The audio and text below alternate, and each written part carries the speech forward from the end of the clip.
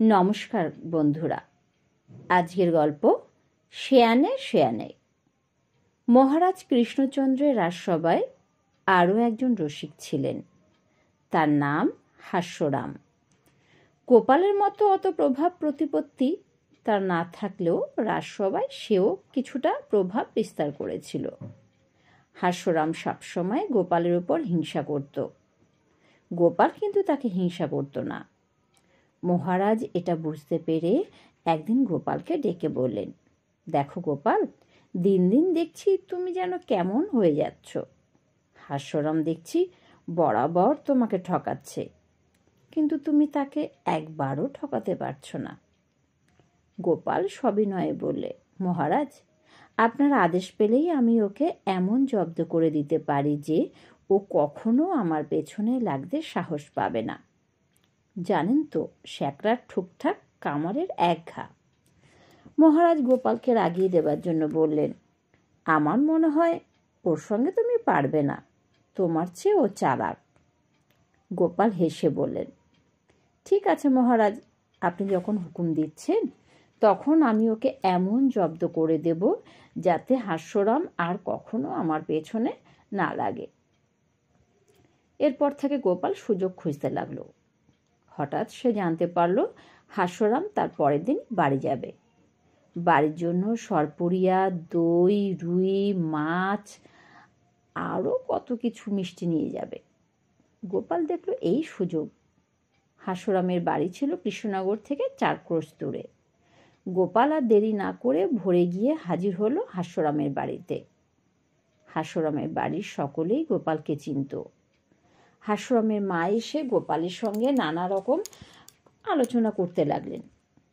গোপাল বললে, শুনেছিলাম আপনার শরীর খারাপ, তাই এদিক থেকে এসেছিলাম, আপনার সংবাদটা নিয়ে যাচ্ছি। আজই আমাকে কৃষ্ণনগরে ফিরে যেতে হবে। হাস্যরামের মা বললেন, বাঁচার আশা ছিল না, কোনো রকমে কবরেজের দয়ায় বেঁচে আছি।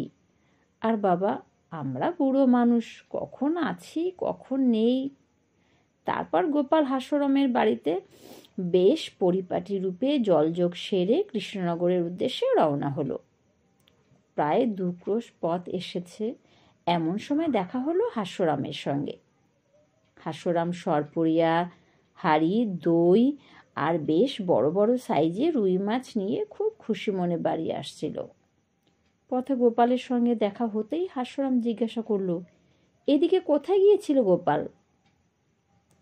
গোপাল একটা দীর্ঘ নিঃশ্বাস ফেলে মুখ কাচুমাচু করে পড়ল, তোমাদের গ্রামেই এক আত্মীয়র বাড়ি গিয়েছিলুম, কৃষ্ণনগরে ফিরে যাচ্ছি। তা ভাই হাস্যরাম, তুমি যত তাড়াতাড়ি পারো বাড়ি যাও। গোপালের কথা শুনে হাস্যরাম ঘাবড়ে গিয়ে বলল, কেন, বাড়িতে কি কোনো বিপদ ঘটেছে নাকি? গোপাল কাঁদো কাঁদো হয়ে বলল, না না, তেমন কিছু নয়, তোমার মায়ের বয়স হয়েছিল তো, তা কবরেজ মশাইয়ের মুখ থেকেই খবর পেয়ে তোমাদের বাড়িতে ছুটে গিয়েছিলুম। গোপালের কথা শুনে হাস্যরাম কেঁদে ফেললে, তবে কি মায়ের কিছু হয়েছে? গোপাল সান্ত্বনা দিয়ে বলল, কেঁদে কি আর হবে ভাই, মা কি কারো চিরদিন থাকে? আর জন্ম মৃত্যুর ওপরে তো মানুষের হাত নেই।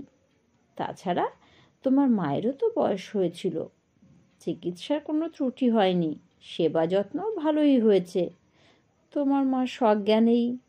একথা শুনে হাস্যরাম মায়ের জন্য কাঁদতে লাগলো।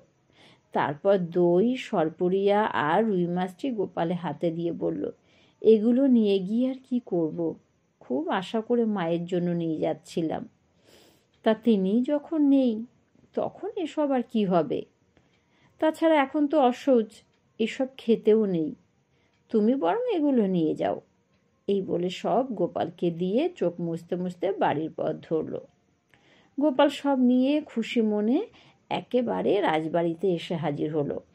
তারপর সব কথা মহারাজকে জানালো।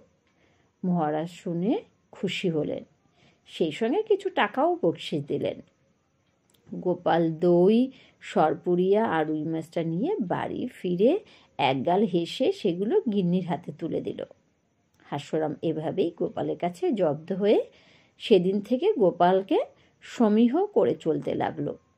তার চেয়ে গোপাল যে শ্রেষ্ঠ এ কথা প্রকাশ্য সবাই স্বীকার করে নিল। নমস্কার।